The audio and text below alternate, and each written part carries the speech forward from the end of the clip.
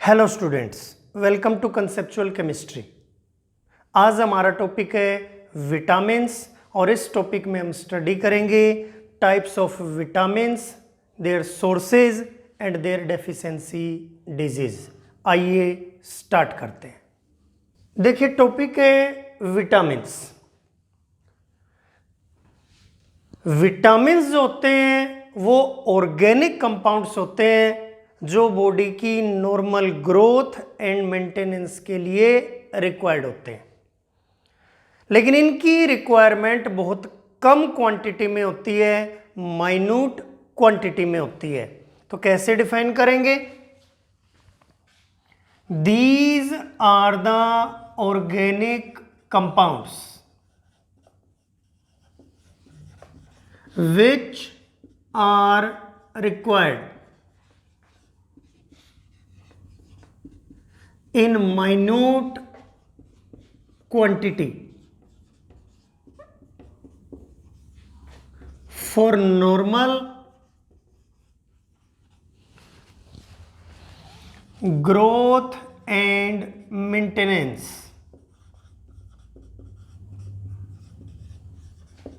of body.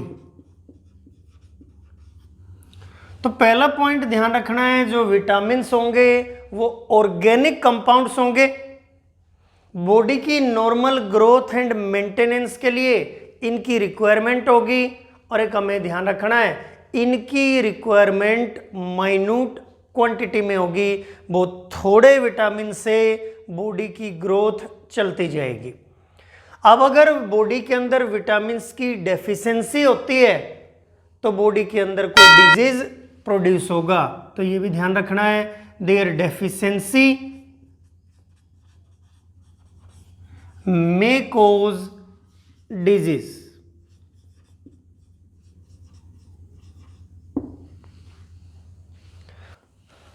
अब देखिए types. हम विटामिन्स को क्लासिफाई कर सकते हैं टू टाइप्स में। फर्स्ट बनेंगे फैट सोल्यूबल विटामिन्स,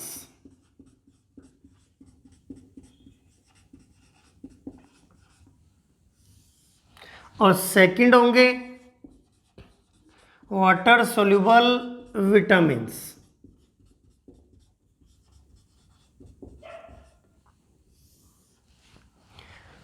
फर्स्ट देखिए fat soluble vitamins.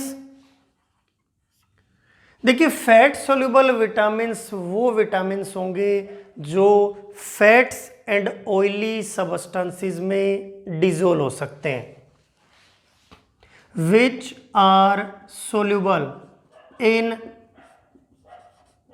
Fats and oily substances. अब देखिए, जो फैट सोल्यूबल विटामिन्स हैं वो फैट या ऑयली सबस्टेंस में सोल्यूबल हैं, इसलिए ये बॉडी के अंदर स्टोर्ड रहेंगे लीवर में, एडिपोज टिश्यूज में। तो हम बोलेंगे these remains stored in liver and adipose tissues of body. और एक हमें ध्यान रखना है, ये वाटर के अंदर इनसोल्यूबल हैं, इसलिए बॉडी इनको जल्दी से एक्सक्रीट नहीं कर सकती। Insoluble in water, so not excreted by body. फिर से देखिए, जो फैट सोल्यूबल विटामिन्स होंगे वो फैट्स में, ऑयल्स में सोल्यूबल होंगे, इसलिए हमारी बॉडी में जो लीवर है और एडिपोज टिश्यूज हैं वहाँ ये स्टोर्ड रहते हैं। अब ये वाटर के अंदर इनसोल्यूबल हैं और वाटर के अंदर इनसोल्यूबल हैं, इसलिए जो बॉडी है इनको रेगुलरली या इजीली एक्सक्रीट नहीं कर सकती। तो हम बोल सकते हैं ये बॉडी में लंबे टाइम तक स्टोर्ड रह सकते हैं, और जैसे जैसे बॉडी को इनकी रिक्वायरमेंट होती है बॉडी इनको कंज्यूम करती जाएगी। अब देखिए, सेकंड है वाटर सोल्यूबल विटामिन्स। तो वाटर सोल्यूबल विटामिन्स वो विटामिन्स होंगे जो वाटर के अंदर सोल्यूबल होंगे, तो हम बोलेंगे these are soluble in water. अब देखिए प्रॉब्लम क्या आएगी, जो बॉडी का वाटर है वो लगातार चेंज होता रहता है। बॉडी क्या करती है, वाटर को लगातार एक्सक्रीट करती रहती है, और जो वाटर सोल्यूबल विटामिन्स हैं वो वाटर के अंदर डिजोल्व होते हैं, इसलिए वाटर एक्सक्रीट होगा तो ये विटामिन्स भी एक्सक्रीट होते जाएंगे। इसका मतलब बॉडी इनको स्टोर करके नहीं रख सकती, तो हम बोलेंगे वाटर, तो हम बोलेंगे these vitamins are excreted by body along with water. So these are required regularly along with food.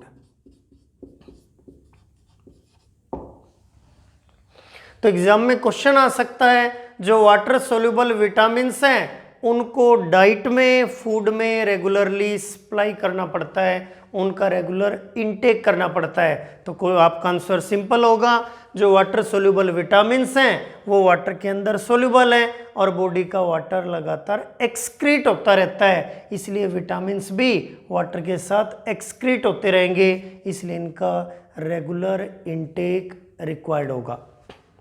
तो अगर दोनों में से देखें, डेफिशिएंसी डिजीज होने का चांस किसके कारण ज्यादा है, फैट सोल्यूबल विटामिन या water soluble vitamin?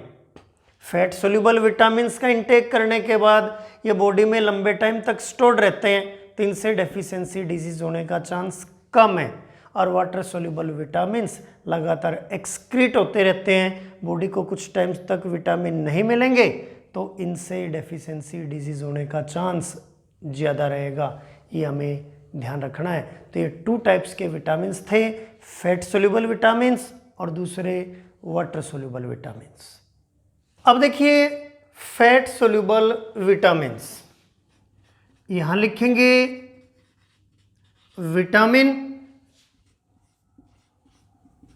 Deficiency disease और यहां लिखेंगे सोर्स। अब देखिए पहला फैट सोल्यूबल विटामिन होता है विटामिन ए।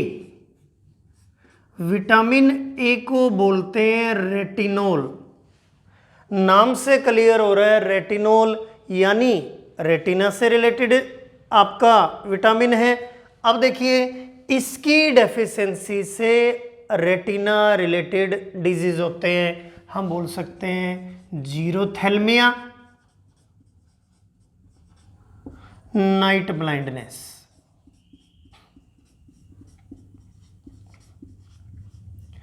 देखिए जो जीरोथैल्मिया है उसमें कॉर्निया ड्राई हो जाती है और नाइट ब्लाइंडनेस में जो लो लाइट कंडीशन है उसमें दिखाई नहीं देता। तो हमें ध्यान रखना है, पहला विटामिन है विटामिन ए, उसको बोलेंगे रेटिनोल, डेफिशिएंसी डिजीज होगा जीरोथैल्मिया और दूसरा नाइट ब्लाइंडनेस। सोर्स होगा कैरेट, एग, मिल्क,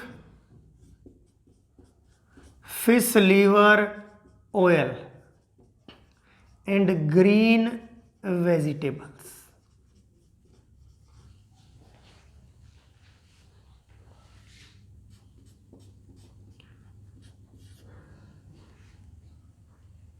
सेकंड होगा विटामिन डी,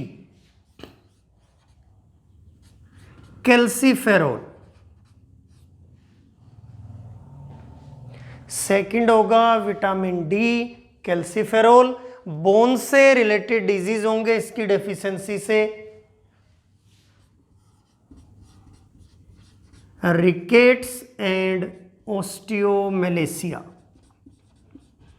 छोटे बच्चों में प्रॉब्लम हो सकती है रिकेट्स की, और बड़ों में प्रॉब्लम हो सकती है ओस्टियोमेलेसिया, जिसको आप जॉइंट पेन बोलते हो। इसका सोर्स होगा, देखिए सनलाइट में आप सभी जानते हैं विटामिन डी प्रोड्यूस करती है बॉडी, तो सनलाइट भी हम लिख सकते हैं। उसके अलावा मिल्क, एग्स, ग्रीन वेजिटेबल्स, ये आपको ध्यान रखना है। ये जो 3 सोर्स हैं, लगभग हर एक विटामिन इनके अंदर मिलता है। Milk, eggs, green vegetables. Third है vitamin E, tocopherol. Vitamin E की डेफिशिएंसी से blood and muscle related disease होते हैं। तो पहली प्रॉब्लम आएगी इंक्रीज्ड आरबीसी, बॉडी में आरबीसी इंक्रीज हो जाएंगी। और दूसरी प्रॉब्लम आएगी मस्कुलर पेन। तो ये होगा विटामिन ई टोकोफेरोल से। अब देखिए इसका भी सोर्स मिल्क, एग्स, एक हमें ध्यान रखना है वेजिटेबल ऑयल्स। विटामिन के, इसको बोला जाता है फाइलोक्विनोन। अब विटामिन के आप सभी जानते हैं जो ब्लड क्लोटिंग फैक्टर है, उसमें विटामिन के का मेजर रोल होता है। तो बॉडी में अगर विटामिन के की डेफिशिएंसी बनती है तो हम बोलेंगे increased blood clotting time. Injury के टाइम पे जो ब्लड क्लोटिंग होती है वो टाइम बढ़ जाएगा, तो हम बोल सकते हैं अनकंट्रोल्ड ब्लीडिंग होगी।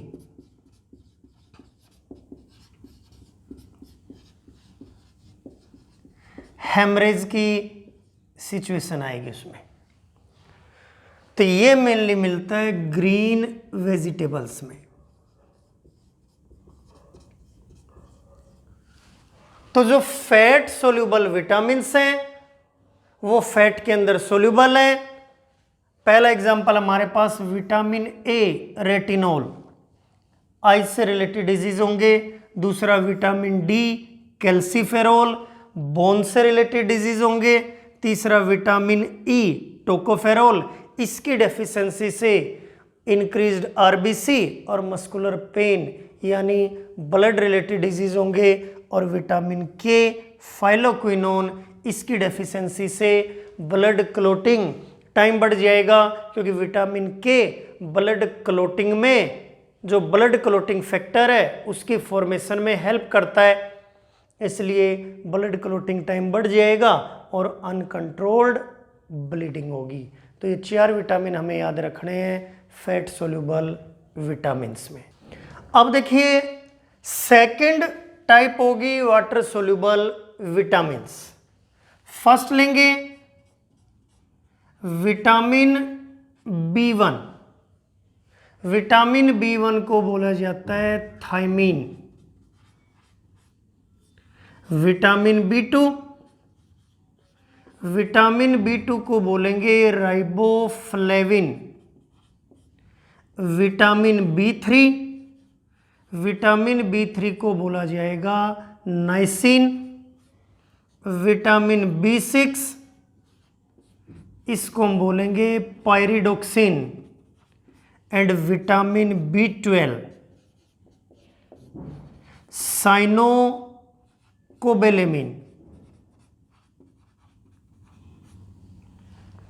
अब देखिए ये पांचों विटामिन मिलके बनाते हैं vitamin B complex.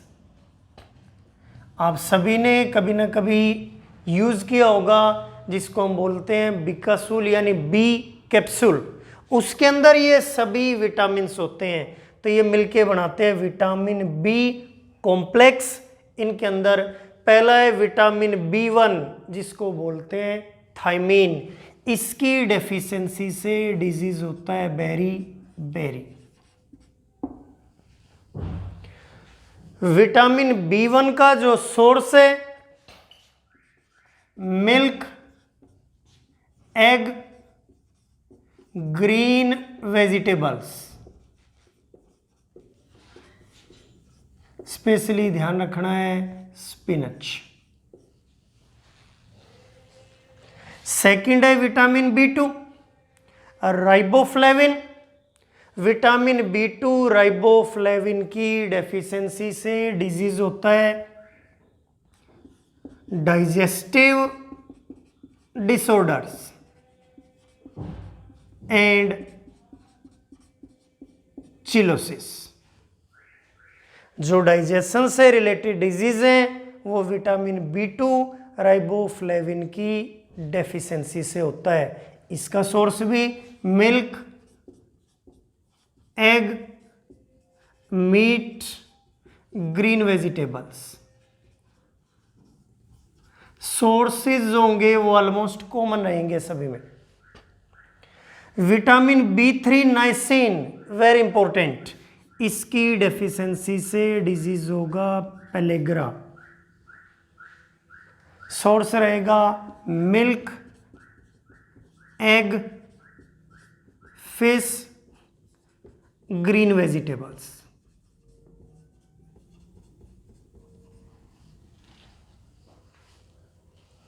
Vitamin B6 pyridoxine. Vitamin B6 pyridoxine की डेफिशिएंसी से होगा एनीमिया।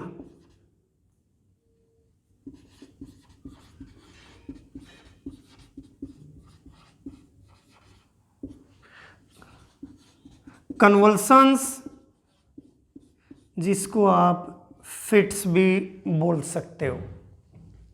विटामिन B6 का source milk, egg, green vegetables.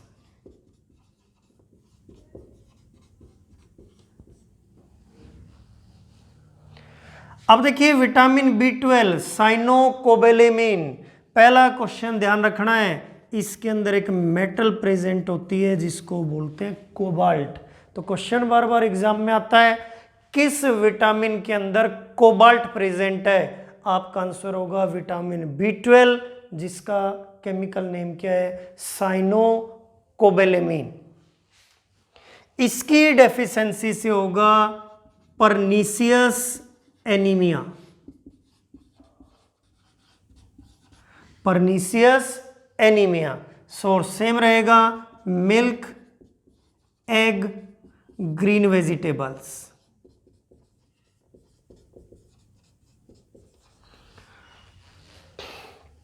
तो ये 5 विटामिन मिलके बनाएंगे विटामिन बी कॉम्प्लेक्स।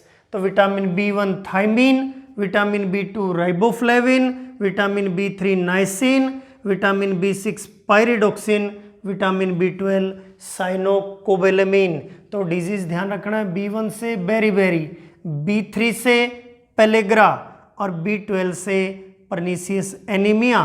और ये भी आपको ध्यान रखना है कोबाल्ट मेटल किसके अंदर प्रेजेंट होती है विटामिन B12 जिसको हम बोलते हैं साइनोकोबैलेमिन। अब देखिए 2 वाटर सोल्यूबल विटामिन और हैं हमारे पास। एक है विटामिन H जिसको बोलेंगे बायोटीन। बायोटीन की अगर बॉडी में डेफिशिएंसी होती है तो डिजीज होगा डर्मेटाइटिस एंड हेयर लॉस। जो डर्मेटाइटिस है या हेयर लॉस है वो होता है due to deficiency of vitamin H biotin से। कहाँ मिलेगा ये? मिल्क में,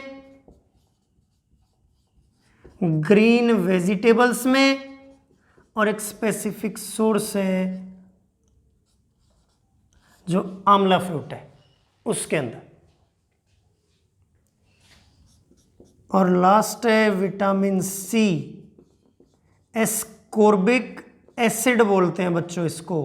विटामिन सी एस्कॉर्बिक एसिड, और इसकी डेफिशिएंसी से वेरी कॉमन डिजीज है स्कर्वी डिजीज, जिसमें ब्लीडिंग गम्स, जो हमारे गम्स हैं उसमें ब्लीडिंग शुरू हो जाती है स्कर्वी डिजीज में, और ये होता है due to deficiency of vitamin C. और हमें ध्यान रखना है it is present in citrus fruits. जो सिट्रस फैमिली के फ्रूट्स हैं वहाँ से हमें मिलेगा विटामिन सी एस्कॉर्बिक एसिड। तो ये हमारे वाटर सोल्यूबल विटामिन्स हैं, ये वाटर में डिजोल्व होंगे और बॉडी का वाटर लगातार एक्सक्रीट होता रहता है, इसलिए हमें ध्यान रखना है इनका रेगुलर इनटेक ज़रूरी है। इनकी डेफिशिएंसी से डिजीज होने के चांसेस ज़्यादा है।